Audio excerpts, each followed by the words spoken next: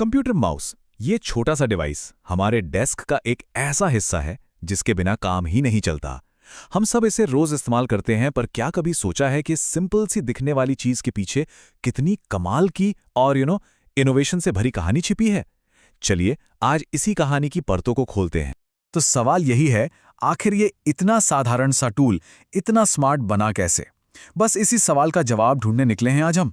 पता लगाते हैं कि कैसे एक छोटी सी डिवाइस ने टेक्नोलॉजी में एक क्रांति ला दी और कंप्यूटर से हमारे इंटरैक्शन का तरीका हमेशा हमेशा के लिए बदल दिया। तो हमारी ये कहानी शुरू होगी आज के मॉडर्न माउस से। फिर हम थोड़ा टाइम में पीछे चलेंगे मैकेनिकल माउस के दौर में।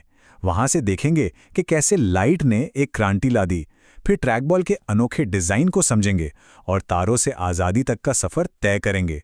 और आखिर में इसके कनेक्शंस कैसे बदले उस पर भी एक नजर डालेंगे। तो चलिए शुरू करते हैं। आज का माउस हमारी डिजिटल जिंदगी का एक बहुत जरूरी हिस्सा है, राइट? इसके बिना तो काम करने की हम सोच भी नहीं सकते। लेकिन ये हमेशा से इतना आसान और एडवांस नहीं था। इसकी भी एक शुरुआत थी और वो काफी अलग थी। चलिए थोड़ा सा टाइम ट्रैवल करते हैं। उस दौर में चलते हैं जब माउस के अंदर एक छोटी सी गेंद हुआ करती थी। हाँ, ये मैकेनिकल माउस का जमाना था, जो एक बड़ी ही सरल लेकिन जीनियस इंजीनियरिंग पर काम करता था। तो ये मैकेनिकल माउस था क्या आखिर? बस ऐसा समझ लीजिए कि इसके पेट में एक छोटी सी बॉल होती थी जो हमारे डेस्क की सतह पर घूमती थी। हाँ, ये टेक्नोलॉजी अब तो काफी पुरानी हो चुकी है, लेकिन कंप्यूटर माउस की कहानी की नींव इसी ने रखी थी। और इसका काम करने का तरीका भी बड़ा सीधा सा था। जैसे ही माउस को हिलाया, वो नीचे लगी बॉल घूमने लगती थी। अब माउस के अंदर छोटे छोटे सेंसर्स होते थे जो इस घुमाव को, मतलब इस मूवमेंट को डिटेक्ट करते थे, और बस इसी जानकारी को कर्सर की हलचल में बदल दिया जाता था। पूरी तरह से एक मैकेनिकल प्रोसेस। अब देखिए, मैकेनिकल माउस के साथ एक दिक्कत थी। उसकी बॉल में धूल जम जाती थी और फिर उसकी एक्यूरेसी कम हो जाती थी।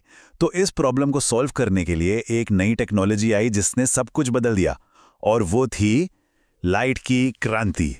ऑप्टिकल माउस ने उस घूमने वाली गेंद को हमेशा के लिए रिटायर कर दिया। उसकी जगह ले ली एक छोटी सी एलईडी लाइट और एक सेंसर ने।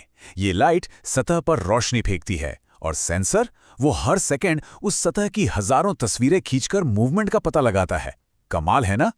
और ये बदलाव कितना बड़ा था वो इस कंपैरिजन से साफ हो जाता है। मैकेनिकल माउस में मूविंग पार्ट्स थे जो घिस जाते थे, खराब हो सकते थे, लेकिन ऑप्टिकल माउस में ऐसा कुछ था ही नहीं। इसका मतलब था ज्यादा एक्यूरेसी, ज्यादा भरोसा और मेंटेनेंस लगभग जीरो। अच्छा, माउस की कहानी में एक और बड़ा ही मजेदार मोड़ आया ट्रैक बॉल के रूप में। ये माउस का कोई अगला वर्जन नहीं था, बल्कि एक बिल्कुल ही अलग सोच थी। एक ऐसा डिजाइन जिसने माउस के बेसिक कॉन्सेप्ट को ही उल्टा कर दिया। ट्रैक बॉल में डिवाइस अपनी जगह पर ही रहता है, मतलब पूरे माउस को हिलाने की जरूरत नहीं।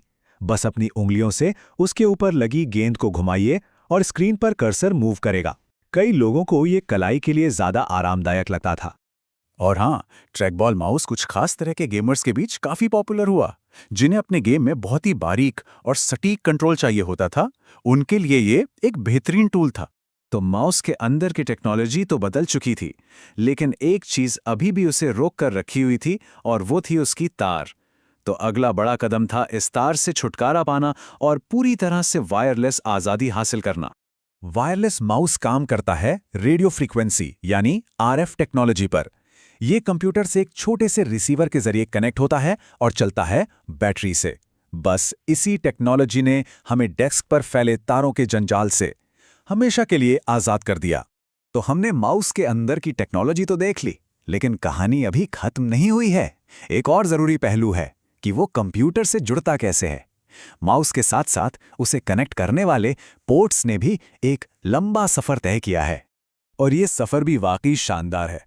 कहा वो पुराने जमाने के बड़े बड़े सीरियल पोर्ट्स, फिर आया वो बैंगनी रंग का PS2 पोर्ट, और आज तो बस USB का जमाना है, यानी यूनिवर्सल सीरियल बस। और अब तो ब्लूटूथ है, मतलब किसी फिजिकल कनेक्टर की जरूरत ही नहीं। तो देखा आपने, एक घूमने वाली गेंद से शुरू होकर, लाइट की टेक्नोलॉजी अपनाकर, और आखिर में तारों से पूरी तरह आजाद होकर, इस छोटे से डिवाइस ने इनोवेशन का एक लंबा और शानदार सफर तय किया है। लेकिन माउस का यह विकास यहीं रुकने वाला नहीं है। इसने दशकों तक खुद को बदला है।